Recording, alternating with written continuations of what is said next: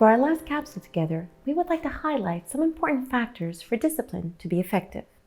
Although the goal of good discipline is the positive effect it has on children, its use can also have worthwhile effects on adults.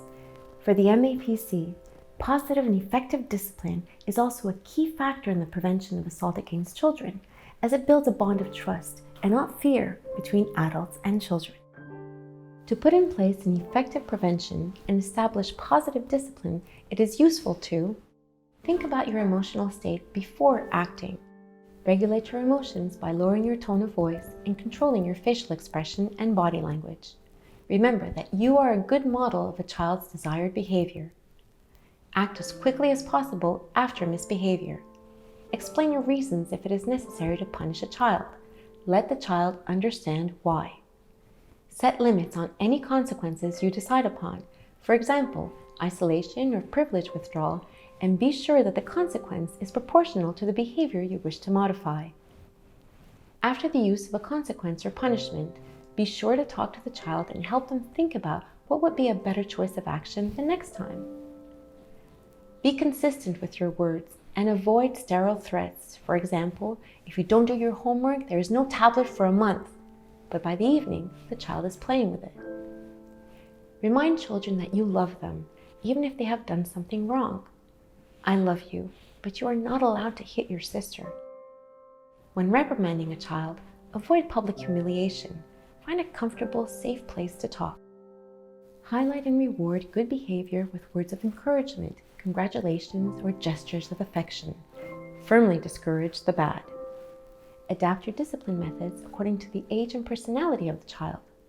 A 10-year-old child will be better able to reflect on their behavior versus a 3-year-old child. It would be better to promote relaxing activities like reading or drawing for a child with an anxious personality. Understand the individual needs of your children. As an adult, we need to remember that all children are different and therefore have different needs. Here are some suggestions to promote receptivity in children. The child must find the right intervention. We can try not to be judgmental at the beginning of an intervention with children. This will make the child feel more comfortable expressing their side of the story and their feelings. To be effective, discipline must be seen by the child to be constant, respectful, and impartial. Accept that the child can make mistakes. Both adults and children are aware that it can take time to correct improper behavior.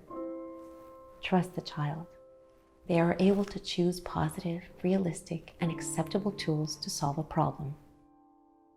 The Montreal Assault Prevention Center encourages positive and effective discipline as it contributes to its approach to the prevention of child abuse. The MAPC promotes positive behaviors and attitudes in children and adults. A child who is independent, self-reliant, able to manage their emotions, and has problem-solving skills can respond more effectively to an assault. These skills will help us throughout our lives. Being a parent is a challenge, especially in the face of unforeseen circumstances such as a pandemic.